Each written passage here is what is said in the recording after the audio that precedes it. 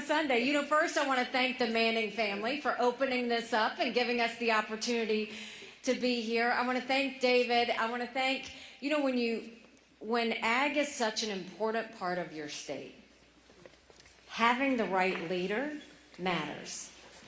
South Carolina was an agricultural state, and we had to partner with our agricultural secretary every day, because when that fuels your economy, you want someone who's strong, you want someone who gets the fact that they have to serve, and you want someone who's forward-thinking.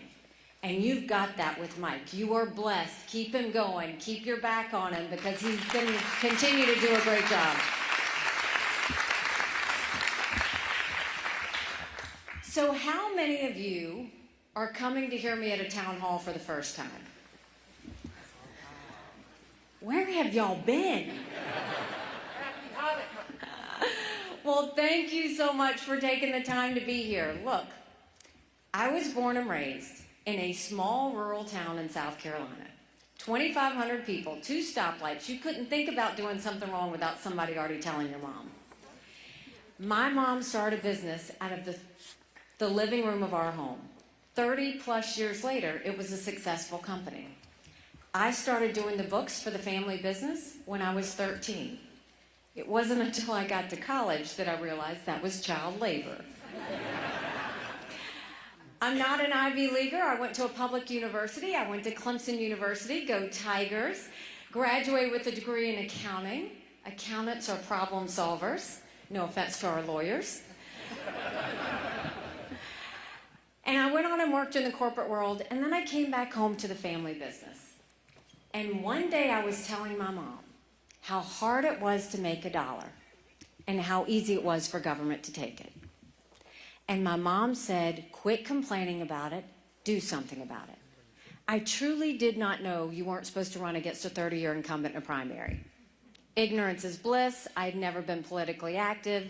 Once I realized he was related to half the district, the only option was to win.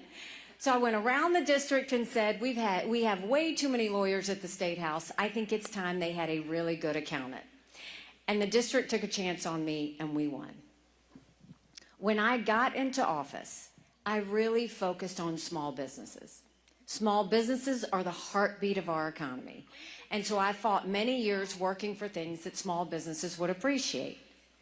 And South Carolina typically voted on things by voice vote. All in favor, say aye. All opposed, nay. The ayes have it. But one day they pushed through a bill that would give legislators a pay raise. All in favor, say aye. All opposed, silence. The ayes have it. Yet to this day, you can't find one legislator that said they voted themselves a pay raise. I was furious because we had a Republican House, a Republican Senate, and a Republican governor. And I filed a bill that said anything important enough to be debated on the floor of the House or the Senate is important enough for people to know how their legislators voted. And the Speaker of the House said, put the bill away. We don't need to have it. We will decide what the public needs to see and what they don't. Long story short, when I refused to put the bill away, they stripped me of everything. I lost all my seniority. I was taken off my committees. I could go to the well. No one would hear me speak. I could sponsor a bill. No one would co-sponsor. So I ran for governor. And I'm proud to say one of the first bills I signed into law is now in South Carolina. Anything important enough to be debated on the floor of the House or the Senate requires a legislative vote on the record, and we took it a step further, and we did it on every section of the budget as well. And you were listening to my playlist, I Love Music, and on the day of the bill signing, we blasted throughout the State House, Pat Benatar's Hit Me With Your Best Shot. When I became governor, South Carolina was hurting. We had 11% unemployment. We had thousands of people on welfare. And South Carolina was the butt of the jokes. And so we got to work.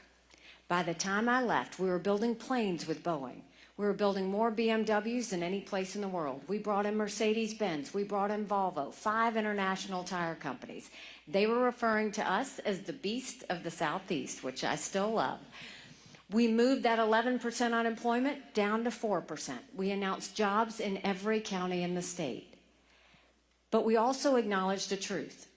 If you have to show picture ID to buy Sudafed, if you have to show picture ID to get on a plane, you should have to show picture ID to protect the integrity of the election process. We passed voter ID in South Carolina.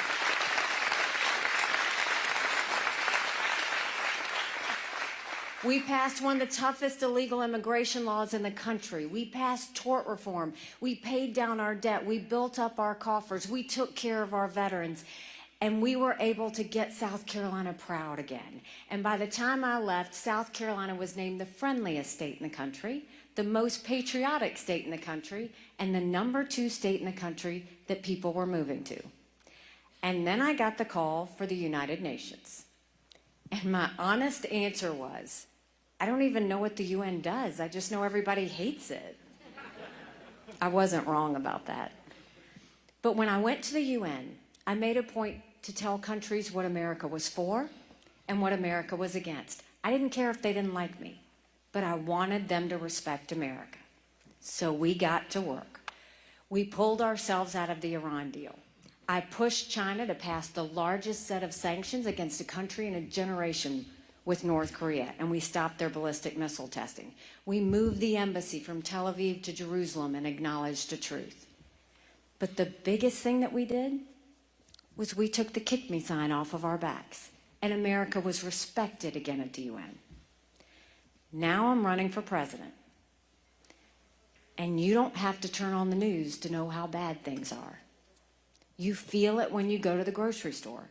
You feel it when you fill up your car with gas. You feel it with your mortgage payment, your insurance payments. The things that we need are so much more expensive. Now, I would love to tell you that Biden did that to us. And he sent us down the socialism creep that's dangerous. But I've always spoken in hard truths, and I'm going to do that with you today. Our Republicans did that to us too. You go back and look at that $2.2 trillion COVID stimulus bill that they passed with no accountability, that has now left us with 100 million Americans on Medicaid, 42 million Americans on food stamps. That's a third of our country. And did Republicans try and make it right? Nope. They went and opened up earmarks and pet projects for the first time in 10 years, pushing through 7,000 of them last December. Want to know how they spent your money?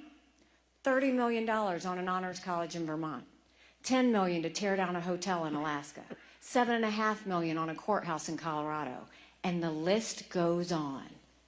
In the 2024 appropriations budget, Republicans put in $7.4 billion worth of pet projects and earmarks. Democrats put in $2.8 billion. Now you tell me who the big spenders are. All while 1 in 6 American families can't afford their utility bill. 60% of Americans are living paycheck to paycheck. 50% of American families can't afford diapers. Social Security will go bankrupt in 10 years. Medicare will go bankrupt in 8. Then you look at our education system. Everybody wants to blame COVID for education. We had problems with education before COVID. Do you know right now in America, only 31% of 8th graders are proficient in reading? 31%. Only 27% of 8th graders are proficient in math. If we don't do something about this, we're going to be in a world of hurt 10 years from now. And then you go look at what's happening on the border. And I've honestly run out of words when it comes to that. It is an absolute dereliction of duty what's happening on the border. Now, I've been to the border, and I didn't go pull a Kamala and come back. I went 400 miles down that border. You're not ready for what I saw. Mounds of clothes, mounds of shoes, paraphernalia, rape areas that the women and girls have to walk through. When you get up in the morning, you get your coffee and you watch the news. When these ranchers get up in the morning, they get their coffee and they go see if anybody died crossing the fence. They pick up whatever little kids are left behind and turn them over to Border Patrol. I met with multiple sheriffs. They said before 7 a.m. they round up whatever illegal immigrants they can find. They turn them over to Border Patrol. Border Patrol documents them and releases them until their court date years from now. And when I asked Border Patrol about their job, they said, "You want to know what we do? We're glorified babysitters. They don't let us do our job." 8 million illegal immigrants have crossed that border. We've had more fentanyl cross the border last year that would kill every single American. Number one cause of death for adults 18 to 45, fentanyl. And don't think for a second China doesn't know what they're doing when they send it over. And then my parents always taught me, you take care of those who take care of you. I'm going to ask you if we're taking care of those who take care of us. Right now in America, over 33,000 veterans are homeless that we know of. 1 in 3 veterans suffers from PTSD or thoughts of suicide. We lose 22 heroes a day to suicide. If a veteran needs a doctor's appointment, on average, it takes 29 days. Why 29 days? Because on the 30th day, they can go to the doctor or hospital of their choice. So midway through the 29 days, they get a call to reschedule, and the clock starts all over again. It's shameful how we treat our veterans. That's a lot of bad, right? It's hard to find anything good. Have you seen any activity coming out of D.C.? Don't you think it's time we finally had term limits in America?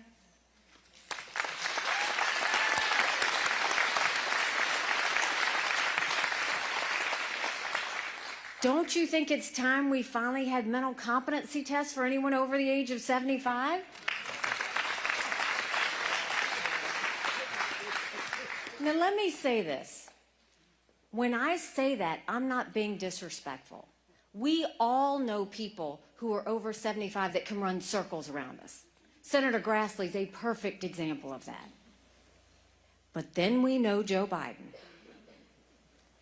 The reason this matters, I don't care if you do this for everybody 50 and up. The reason this matters is these are people making decisions on our national security. These are people making decisions on the future of our economy. We need to know they're at the top of their game. So while that was a lot of bad, now I'm going to tell you what I told South Carolinians when I became governor. No more whining. No more complaining.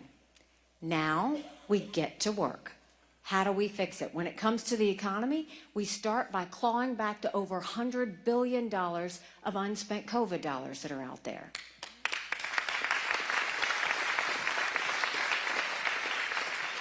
Instead of 87,000 IRS agents going after middle America, let's go after the hundreds of billions of dollars of COVID fraud. 1 out of every $7 was fraudulent. If 8% of our budget is interest, quit borrowing. Cut up the credit cards. You have to balance a budget every day. I had to balance a budget as governor. Why is Congress the only group that refuses to balance a budget? Do you know their number one job is to make sure they put out a budget on time that pays for government? Do you know Congress has only put out a budget on time 4 times in 40 years? I think we say if you can't get a budget out on time, you don't get paid. We stop that.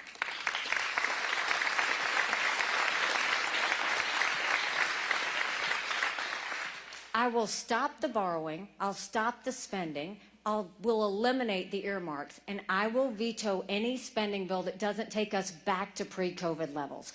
That will save us trillions. And then we need to start looking at opening up the middle class. Right now in America, the rich are getting richer and the poor are getting poorer. The middle class needs to breathe. That's why I'm going to eliminate the federal gas and diesel tax in this country. We're going to cut taxes on the middle class and simplify those brackets. We're going to make the permanent tax cuts, we're going to make tax cuts for small businesses permanent. They made the corporate tax cuts permanent, but they made the small business tax cuts temporary. Small businesses are the heartbeat of our economy. We will make those permanent. And then what I know as governor is presidents typically meet with governors once a year.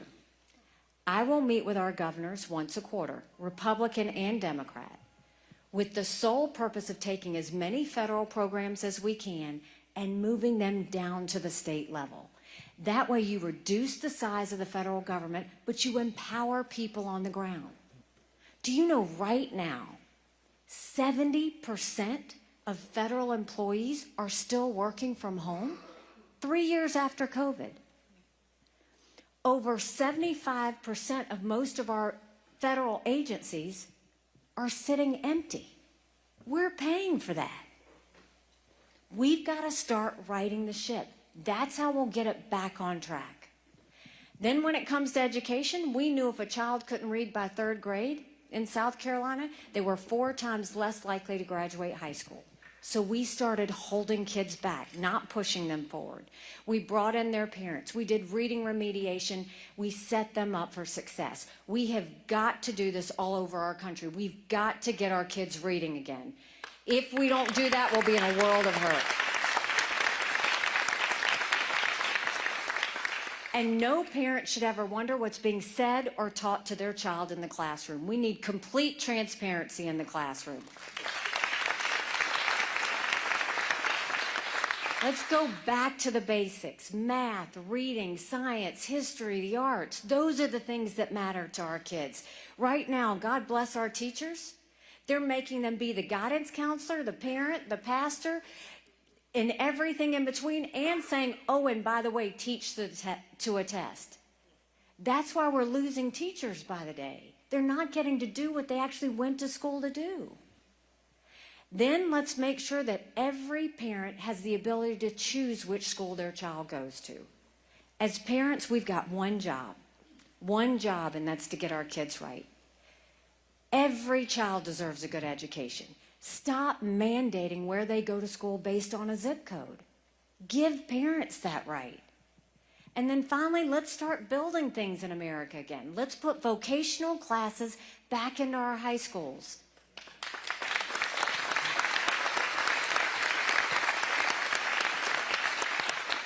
In South Carolina, we had apprenticeships all over our state. We taught our kids how to build the things we were making. It got them invested in our economy even before they got out.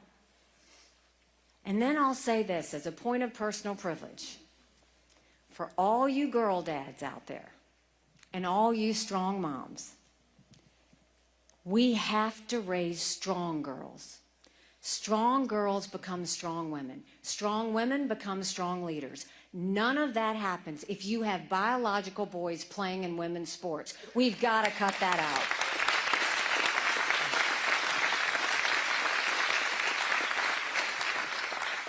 I had a daughter who ran track in high school.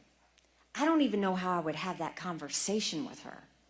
How are we supposed to get our girls to get used to biological boys in their locker room? You can't. Stop doing it. And then when it comes to the border, we'll do what I did in South Carolina, but we'll go national with it. We will do a national E-Verify program that requires businesses to prove that the people they hire are in this country legally. We will go and defund sanctuary cities once and for all and get rid of the safe haven that illegals have to come here. We will make sure we put 25,000 Border Patrol and ICE agents on the ground and let them do their job. And we will go back to the Remain in Mexico policy and let them process in Mexico and never step foot on U.S. soil. And instead of catch and release, we'll go to catch and deport.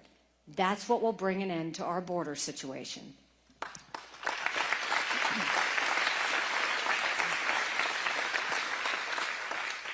And when it comes to our veterans, we all see the images when our men and women deploy and the tears that are shed. And then we see the images when, God willing, they come back home to us safely and the prayers that are answered. I'm the wife of a combat veteran.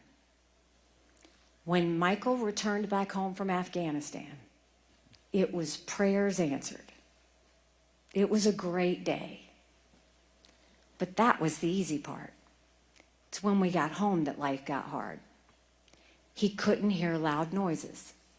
He couldn't be in crowds.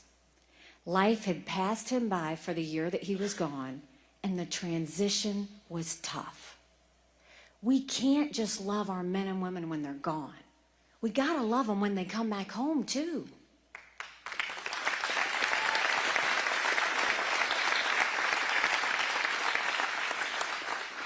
Let's do better in that transition. Let's make sure we're doing more for them than just taking care of them for 2 weeks when they get stateside. And let's do telehealth. Let them have the mental health care they need right when they need it. That's hugely important to them. And they should be able to go to the doctor or hospital of their choice. They have earned that right. And the way I think we take care of veteran health care, I think every member of Congress should have to get their health care from the VA, and you watch how fast that gets fixed.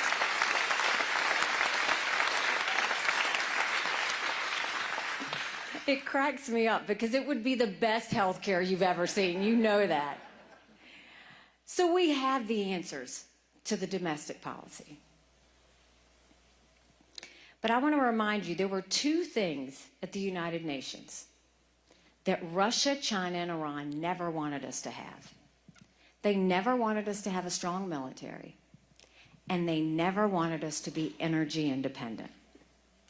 We won't just be energy independent. We will be energy dominant.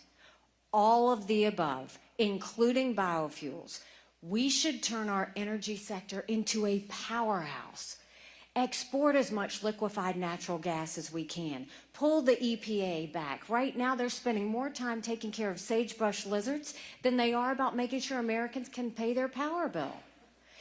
Let's speed up the permitting process. Let's make sure that we're focused on partnering with our producers and not demonizing our producers.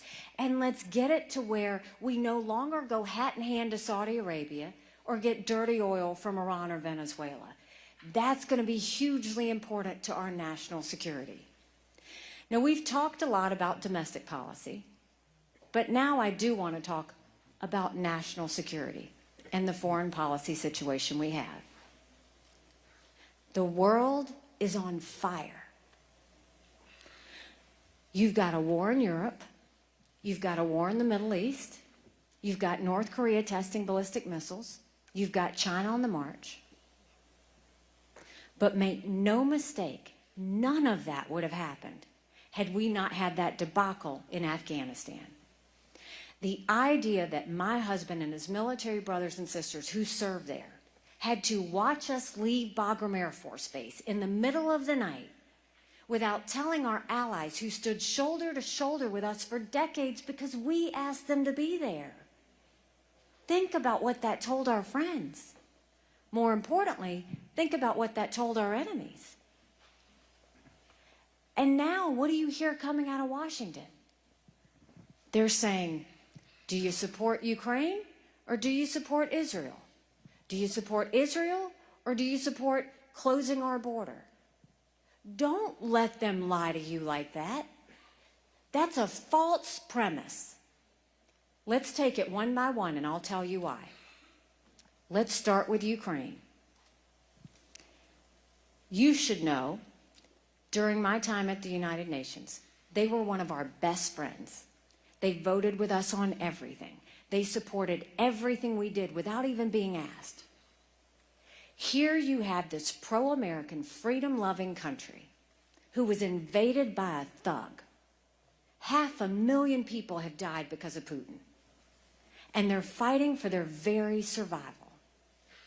Now, I'll be the first one to say, I don't think we should ever give cash to any country, period, because you can't follow it, you can't hold it accountable.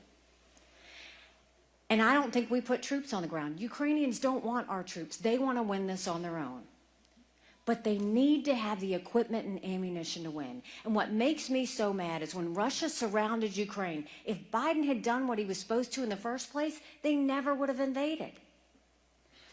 If the U.S. and our allies had given them all the equipment and ammunition they needed in the beginning, this war would be over. Russia had hit rock bottom Ukraine is an amazing military force. We know they hit rock bottom because Russia raised the draft age to 65. They were getting drones from Iran.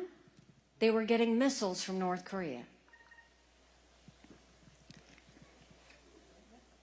The reason, if you ask, why should we care about Ukraine? It's a legitimate question. Why should we care about Ukraine?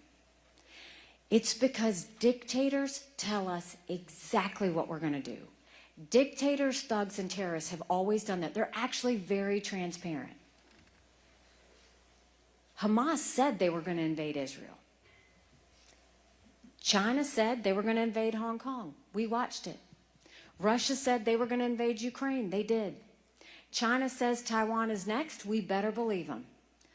Russia said after Ukraine, Poland and the Baltics are next. Those are NATO countries. That puts America at war. This is about preventing war. That's the number one goal, is war prevention. We never want to go to war. So in order to stop it, Ukraine has to win. Now, the support that we have given Ukraine is only 3.5% of our defense budget. The Europeans have given more to Ukraine, and they should. It's their neighborhood. Now let's go to Israel. I'm haunted by what happened October 7th. And the reason I'm haunted is because I gave a speech 5 years ago to the entire world. And the speech was about the fact that we knew there were maps. And the maps were held by Hamas. And it showed that if they could break that barrier, this is how they were going to kill as many Jews as fast as they could. And it happened. It has never been that Israel needs America. It has always been that America needs Israel. Israel is the tip of the spear when it comes to defeating terrorism. It's a bright spot in a tough neighborhood. God help us if we don't get this right.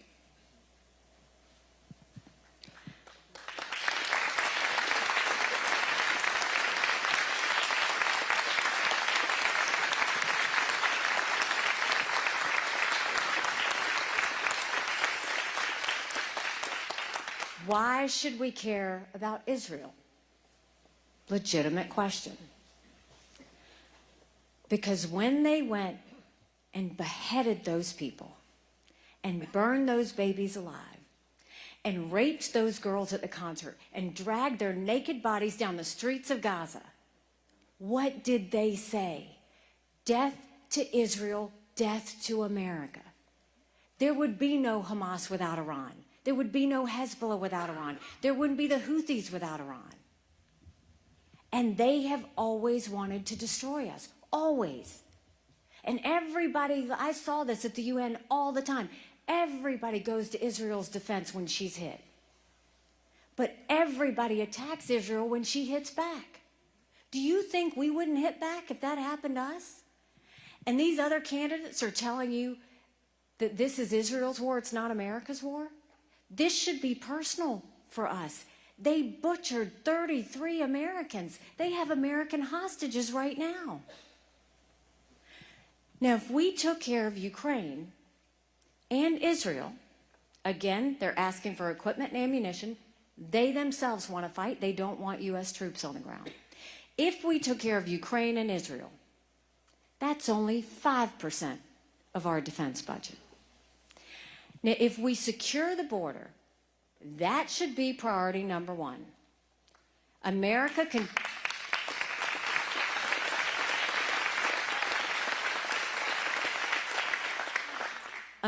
continues to act like it's September 10th. And we better remember what September 12th felt like. It only takes one. Now, if we secure our border, and we support Ukraine, and we support Israel, that's less than 20% of Biden's green subsidies. So don't let them tell you we can't. This is about priorities. And the number one priority for government is to protect the American people and national security in that process.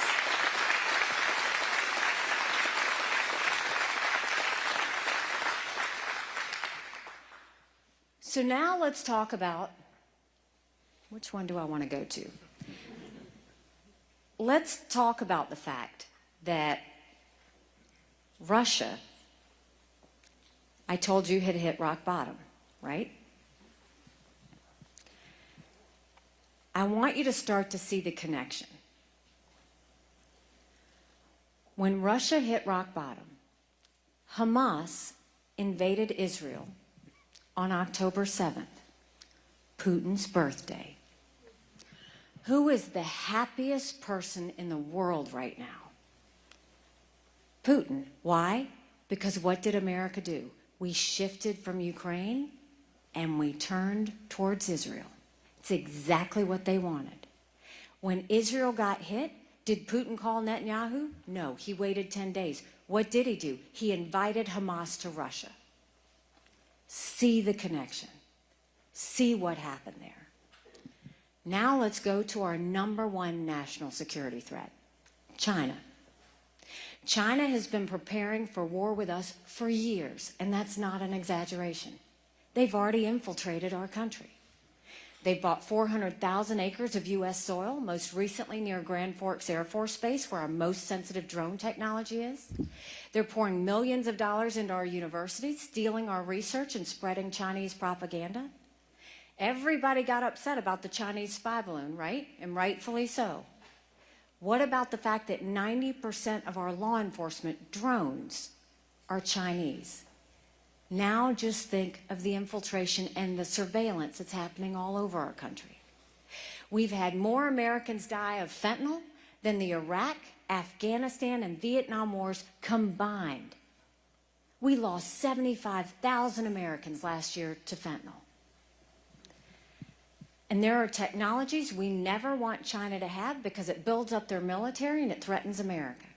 Yet the Biden administration approved 70% of it last year. And China is building up their military at a scary pace. They now have 500 nuclear warheads. That's 100 more than they had last year. They have the largest naval fleet in the world. They have 370 ships. They'll have 400 ships in 2 years. We won't even have 350 ships in 2 decades. They're doing artificial intelligence. They're doing space. They're doing cyber. They've developed hypersonic missiles. We've barely gotten started. And now China's the lead developer on neurostrike weapons. Weapons engineered to change the brain activity of military commanders and segments of the population. That's who we're dealing with. So don't let Biden and Yellen tell you that China is a competitor. I dealt with China every day at the United Nations. They never saw us as a competitor. They always saw us as an enemy. We have to start looking at China the way they look at us. So how do we fix China? First, you stop selling any U.S. soil to China and you take back the land they've already purchased.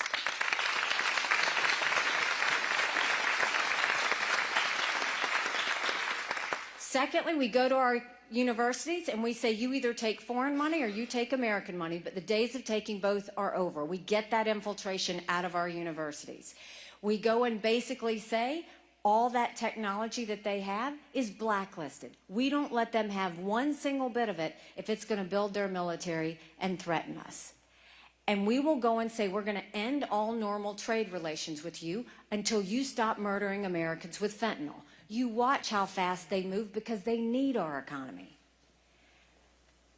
And then we focus on getting a strong military again. Strong militaries don't start wars. Strong militaries prevent wars.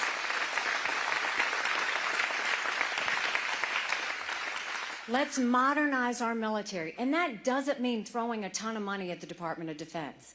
It actually means cleaning it up, getting rid of the bureaucracy, getting them to stop playing favorites with defense companies, making sure we're modernizing. We've got too many generals looking back at past wars. We need people looking at the threats in the future, cyber, space, artificial intelligence. We've got to get up on top of that. Hypersonic missiles, hugely important. that we catch up on that. When we look to the future and get strong, that will make the difference. And for the military's sake and their morale, for goodness sake, we have got to stop these gender pronoun classes that are happening in our military. It's ruining it.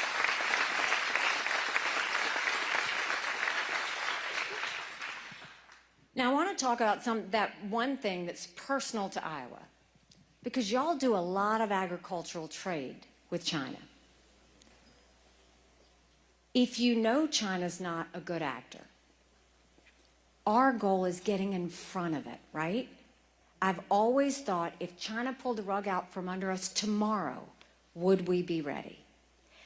That's how we build on our alliances. India, Japan, South Korea, the Philippines, Australia, New Zealand, Israel, all of those. Let's move the trade that you're doing with China. Let's move it over to those countries. Let's move it to India. Let's make sure they just gave themselves $1 billion stimulus to become less dependent on China. Japan did the same thing. If we go and start moving that trade over, I think a president should be a salesperson. I was a salesperson when I was governor of South Carolina. I sold our products out to the world and that's how we became an economic powerhouse. We will continue to do ag trade, but let's not do it with China. Let's start doing it with our friends so that they can't pull the rug out from under us. That's how we'll get it done. Okay, so China and Russia, remember a year before they invaded, called themselves unlimited partners. Powerful words for two countries to say. I told you about Putin and Iran and the connection we had there. A win for Russia is a win for China. We have to remember that. It's China, Russia, and the junior partner, Iran. There's a reason the Taiwanese want the U.S. and the West to support Ukraine. Why? Because if Ukraine wins, China doesn't invade Taiwan. There's a reason the Ukrainians want the U.S. and the West to support Israel. Why? Because they know if Iran wins, Russia wins. These three are all connected in their hatred towards freedom and the West, and their hatred against America. When you see the connection of those dots, that's why we have to care. It's preventing war. So we have the answers to the domestic side. We have the answers on the national security side. But the first thing we have to do is end this national self-loathing that's killing our country. The idea that people say America's bad or rotten or racist. I was elected the first female minority governor in history. America's not racist, we're blessed. Our kids need to know to love America. They need to be saying the Pledge of Allegiance when they start school every day.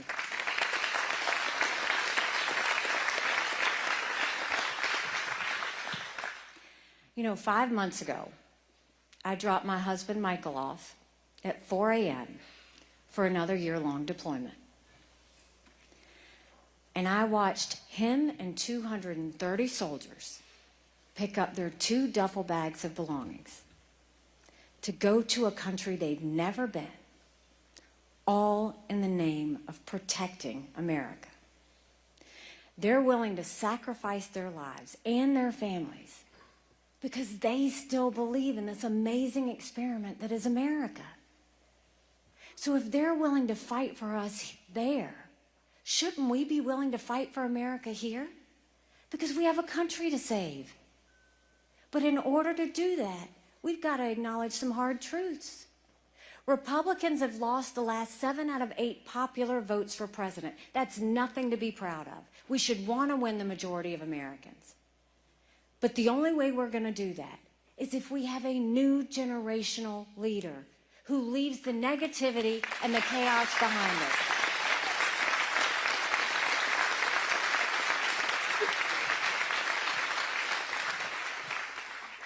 Another hard truth. I think President Trump was the right president at the right time. I think he broke a lot of things that needed to be broken. I had a good working relationship with him when I was at the United Nations. I agree with a lot of his policies. But rightly or wrongly, chaos follows him. Chaos follows him. You know I'm right. And we can't have a country in disarray and a world on fire and go through 4 more years of chaos. We won't survive it.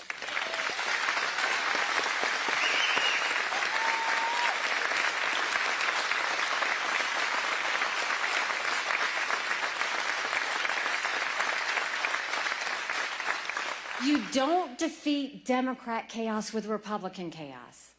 We have to get this right.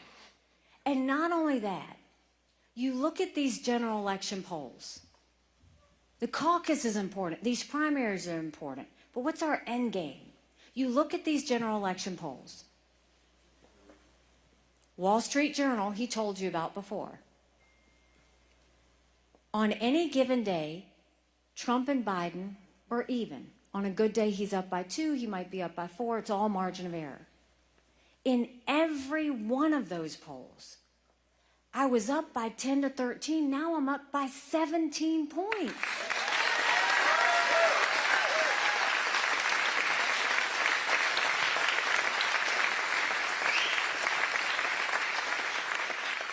So what does that mean for you? Think about it. That means wins up and down for our governors, for our Senate seats, for our House seats. But that means an economy that gets back on track because we have the landslide victory. That means an education system that goes back to the basics and gets our kids reading again.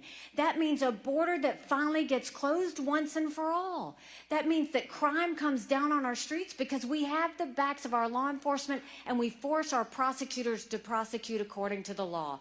And that means that you will live again in America that's strong and proud because we will have a mandate to do that. That's what that means. So let's get it done.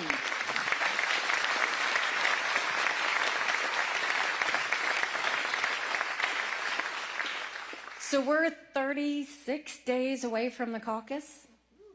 Y'all know how to do this? This is my first time. But I'll tell you this. When I announced, someone asked me why I was doing this. And I said, you know, my parents came here 50 years ago to an America that was strong and proud and full of opportunities. I want them to know that country again. I'm doing this for my husband, Michael, and his military brothers and sisters. They need to know their sacrifice matters. They need to know that we love our country. I'm doing this for my daughter, who just got married. And I saw how hard it was for her and her husband to buy a home. The average homeowner in America right now is 49. And I'm doing this for my son, who's a senior in college. And I am tired of watching him write papers of things he doesn't believe in just to get an A. That's not us. That's not America. You know I'm right. And right now, 81% of Americans don't think their kids are going to live as good of a life as we did. We can't be okay with that. I'm not okay with that. We do have a country to save. But I'll tell you this, if you will join me in this fight and join me in the momentum that we can feel on the ground, I promise you that our best days are yet to come. Thank you very much. God bless you. I appreciate it. Thank you so much. Thank you. Thank you so much. Thank you. Thank you. Thank you so much. Thank you. All right. Thank you. So we will do this. I will tell you, first of all, you've been so kind to listen to me. Now we're going to turn the mics on you. We should have 2 guys that have microphones. Billy's over here, Andrew's over here. If you just raise your hand high, they will come find you. There's nothing I won't answer. You might not like my answer, but there's nothing I won't answer. I'm going to go to this gentleman right here. Yes, sir. Thank you. I live 20 miles north of here in Boone County. I'm a farmer. This was my 50th harvest this year. It was very God good. Bless you. God bless us very well. God bless you. Ethanol is very important to us here in the Midwest, especially Iowa, and it is also the most environmentally friendly fuel that we could produce. You talked about producing our fuel. I want to know some of your thoughts on sustainable aviation fuel, which I think would be a real big plus for everyone, and using E15 fuel year-round. Thank you. And, I'll start by saying food security is national security. We always need to remember that.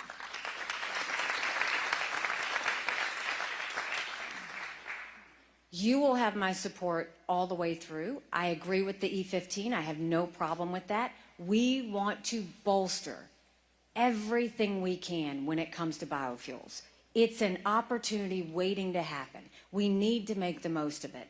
So all of those things that affect you, whether it's the renewable fuel standard, whether it's making sure that we don't have the EPA pushing a water bill down your throat, whether it's any of those things, we will be partners. That's what I was in South Carolina, partners, so that not only are we going to produce a lot here in America, we're going to make sure we can get it out across the world so that it becomes a major economic outlet. I mean, I can't say enough. If you are so blessed to have this, why would we not use it to strengthen our country? Because that's what it does. So yes, you will have that. When it comes to the aviation fuel, of course we want to make sure that we have sustainable fuel, but let's talk about the fact what we don't need to be pushing are these electric cars that we see. I mean, that we need to pull back the $500 billion in green subsidies that Biden did. It's ridiculous for multiple reasons. First of all, you go and you have this green subsidy bill that says we're going to have all electric cars by 2030. Did anybody think, oh, but wait, 70% of those batteries are made in China, so we just are giving them a ton of money to our enemy? Not only that, did anybody think that even if we got to 2030, we don't have the infrastructure? And I'm not just talking about charging stations. That's the easy part.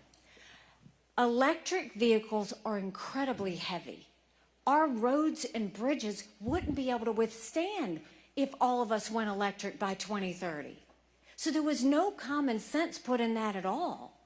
And you turned around and you benefited China in the process. Another one, that chips bill that they did, where they went and they gave all this money to American companies to produce chips for us.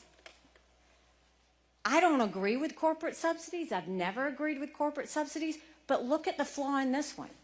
You went and gave money to these chip companies to manufacture chips to help us become less dependent on China. But you didn't make these American companies stop manufacturing in China. So you didn't do anything to hurt our enemy. You just tried to level the playing field with us. All of those things are not well thought of, and you have to think really hard before you give anybody extra money for those things, because honestly, nobody wants to buy electric vehicles, and if you do buy them, they're expensive. Yes, ma'am. Hi, my name is Teresa DeVries. We drove 2.5 hours from Nebraska to come and see you. Oh, wow. Welcome to Iowa. Our Constitution is a great document. It identified 3 branches of government, but we have a 4th branch of government that cares nothing about we the people.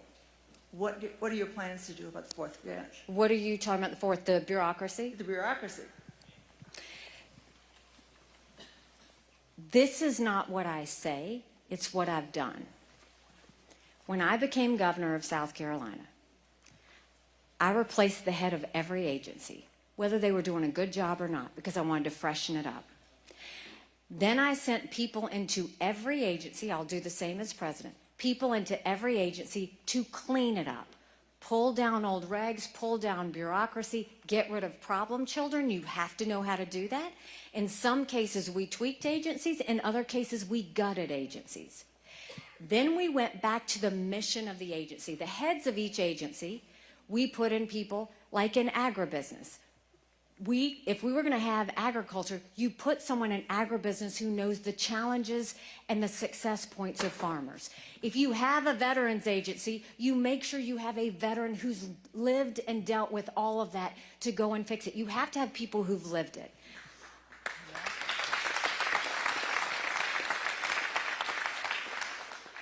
So then we tweaked agencies, we gutted agencies. Then we went and saw that they were spending money every year because they were worried they weren't going to get the same amount the next year. And so we made everything transparent, and we put every bit of that spending online for the taxpayers to see. And then we incentivized them to start giving money back to the taxpayers. And magic happened. They started to compete against each other. And that set the tone for the legislature. That's what I'll do as president. That will set the tone for Congress, because then you say, now it's your turn. And then you give Congress a couple of easy things to pass. Remind them what it's like to win again and make a big deal about it. I did that with my legislature. And then you go to harder things. And that's how we were able to do it. In South Carolina, the average legislator was elected when I was 7 years old. I already told you they hated me because I required them to start putting their votes on the record. And, by the way, I was the first woman, so oh my God, it's a girl. I had to earn that tone at the top. So you do it by what you can control first. If you don't clean out your agencies, you will have more and more problems. It's the first thing you ever do when you become the head of anything.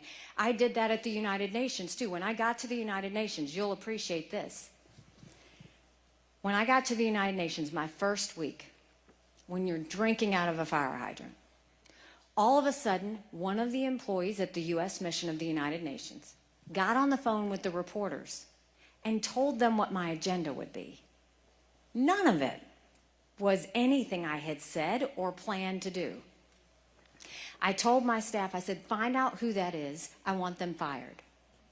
You're not going to believe who it was. It was John Kerry's sister. I kid you not. John Kerry's sister. She worked at the U.S. mission of the United Nations. And they said, it's John Kerry's sister. And I said, I don't care. I want to fire her. And they said, you can't. She's here for 6 more months. I said, you take her key pass, you take her computer, I will pay her to sit home for 6 months. And that's what we did. You have to set the tone at the top. All right, where am I? Right back over here, ma'am. Okay. Yes, sir. Love your shirt. So do I. Thank you. I wanted to say that I've been supporting you since before you even announced running for president. And Thank you. it's my belief you were the first one in this nominating process to talk about the national debt and how destructive it is. It's my firm belief that until we tackle that, everything else is moot. And I'm just curious if you would agree with that point. It is, and what makes me nervous, and everybody should feel this, is the amount of interest that we're paying. In a few years, it's going to surpass our defense budget. You know who notices that? Russia, China, and Iran. You know what happens to the strength of the dollar? It goes all the way down. That's what makes us a superpower. The strength of our dollar has always been a big deal. That's why our sanctions work. When we cut the sanctions, that's what we have to do. So we have to strengthen the dollar. Not only that, because we want to do this for our children and our grandchildren. Why should they now look and see the average homeowner's 49? That's the American dream out of reach. You never spend more than you make. We know that in households. We know that in businesses. We've got to get that straight when it comes to our economy. Does that mean it's going to be easy? I think this is going to be a miserable 8 years for me.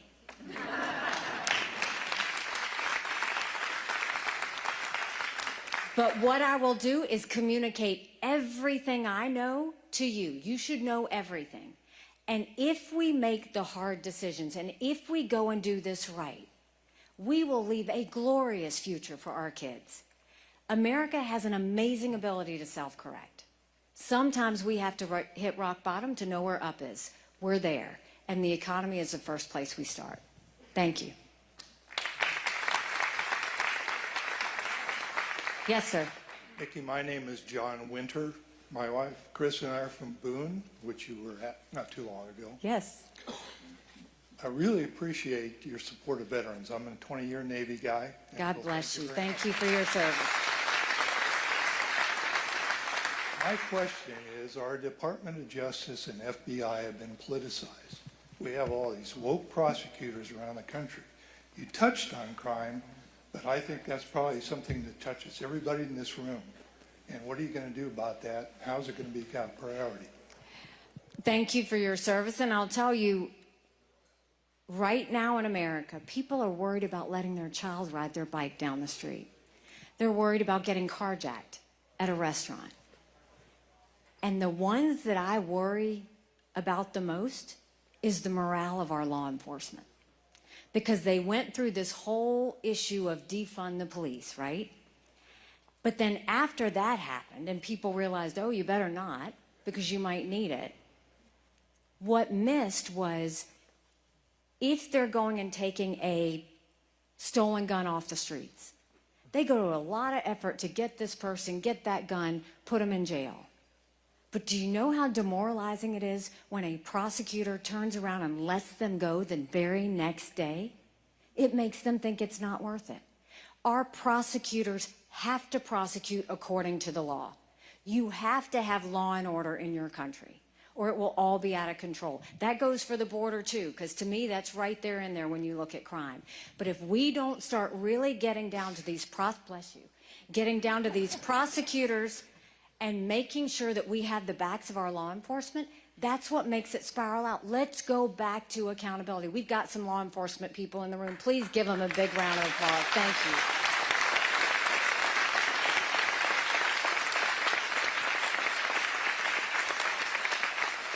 The other thing, it's further down the line, but I think it's important. Once you prosecute, once they're in jail, when I was governor, it was really important for me. I wanted to know how people got in jail, what happened to them when they were there, and what happened after they left.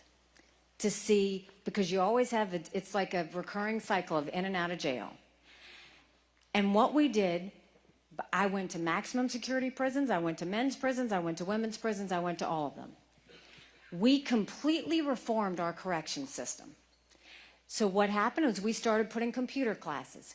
We started putting resume building. We taught them financial planning. We taught them family planning. We did faith-based care if they wanted it. But we put equipment behind the fence, and we taught them a skill. Now in South Carolina, when someone leaves the fence, they've got a job to go to the next day. We have the lowest recidivism rate in the country. That's how you fix it. When you lift up the least of these, that's when you really get your country moving again. Where am I looking? Andrew. Yes. Yes, ma'am. A couple of questions. One is the Medicare and Social Security and what you're going to do about that with people who are already on it. And then the other one is like when you get up against like people like in Congress and everything, when it's divided, how do you get things passed that you're talking about doing with that? Both great questions. Every candidate in this race has said they're not going to do entitlement reform, meaning touching Social Security or Medicare. If you know Social Security is going bankrupt in 10 years, if you know Medicare is going bankrupt in 8, does that mean you're going to get into office, serve your 4 or 8 years, and leave it bankrupt for the next person? We can't do that. We've got to acknowledge it and make sure that it's there. So I believe we have to do entitlement reform. But that doesn't mean any of you should fear it, because I think America needs to keep her promises.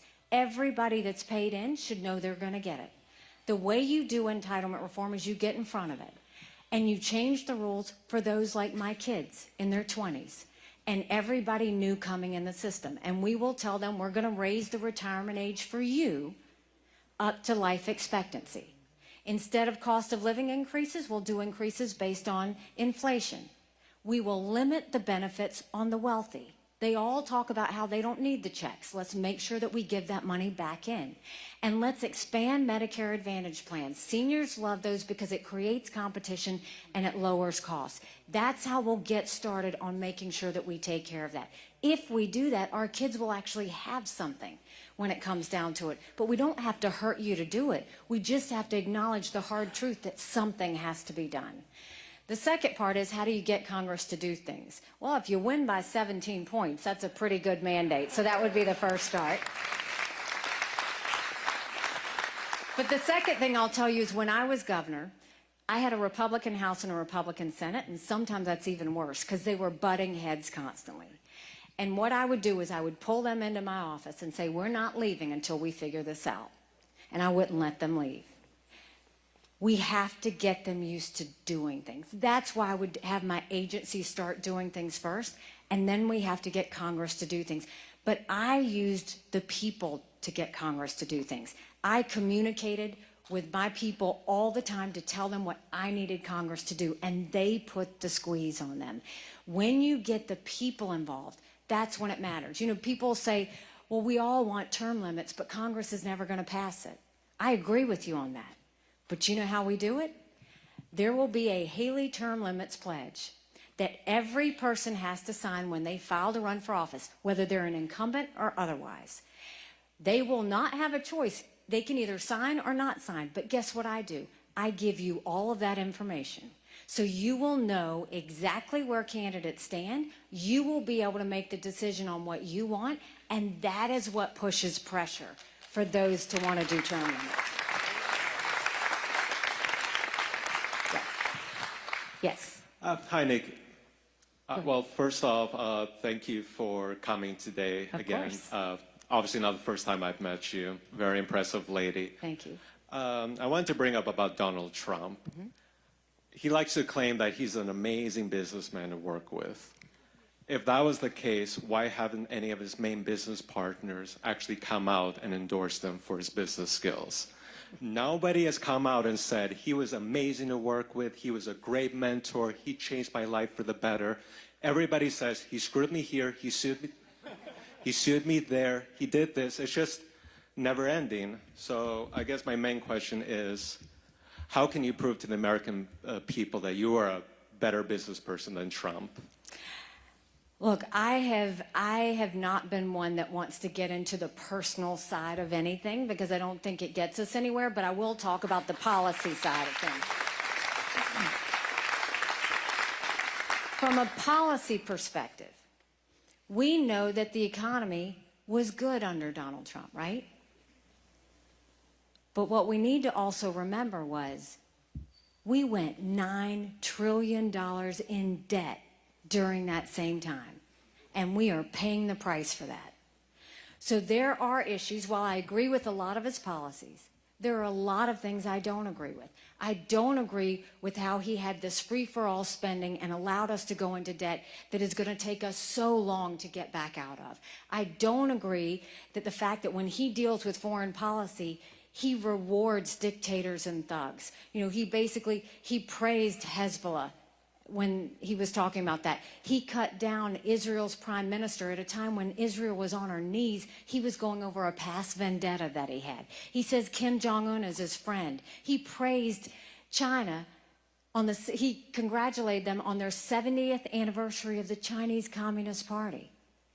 And when COVID hit, he praised President Xi over a dozen times for how he handled it.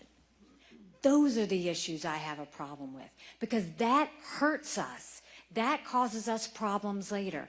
Those things we have to get right. And now he's saying that he wants to pull out of certain wars.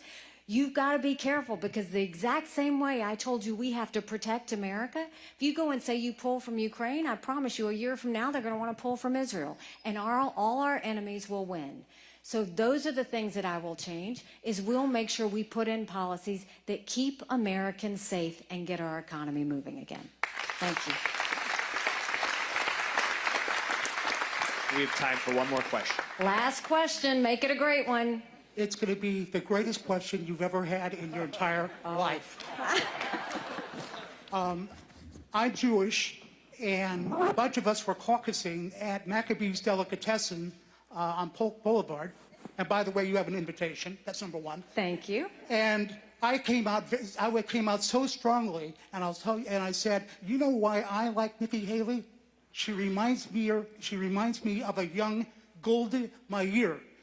Great for Israel and great for America. Here's the tough question. If you were President of the United States right now, what would you do to get our American hostages out? And what would you do to help Israel and the other countries get their hostages out? 3 things when it comes to Israel we should do. Give them whatever they need whenever they need it to finish this. Secondly, eliminate Hamas. Finish them once and for all. Don't weaken them because they'll do it again. Finish them. And the third thing is we have to do whatever it takes to get our hostages home. And the way we do that is you don't do what Biden did and pay $6 billion for 5 hostages, because that will only make them want to take more hostages. You don't do what Biden is doing now, which is dictating to Israel what they can and can't do. We know, I've been in those tunnels. They're very sophisticated. Those terrorist tunnels, they can hold large amounts of equipment. They can hold ammunition. I promise you, I truly believe the hostages are in those tunnels. And I bet you Israel has an idea of where they are. The best way to do this is with strength. You have to scare Hamas to know, 1, you're not going to get money, and 2, there's going to be hell to pay if you hurt any one of our hostages. If we send that sign, that will make a difference. The other thing is you've had over 140 strikes on our men and women in Syria and Iraq. They have brain injuries because Biden didn't do his job. It's unforgivable. They need to, that's Iran doing that. We need to hit the infrastructure in Syria and Iraq that's hurting our soldiers. Hit it and hit it hard. You will send a chill up Iran's spine, and that's what gets them to stop. We've always seen if we punch them hard, it gets them to stop. And finally, you have to understand, Biden fell all over himself to get back into the Iran deal. And when he did that, he loosened the sanctions. And Iran has made billions of dollars off of selling their oil to China. And now that fueled all of their proxies, from the Houthis to Hamas to Hezbollah. We have to decimate their economy. Put those sanctions back on so that Iran feels it in such a way that they want to give our hostages back. We have the tools. We just have to use the tools to get it done. I'll leave you with this. First of all, thank you for your time. I want to say that when I told you I ran against that longest-serving legislator in a primary, people laughed at me. And I got to work, and I earned their support, and we won.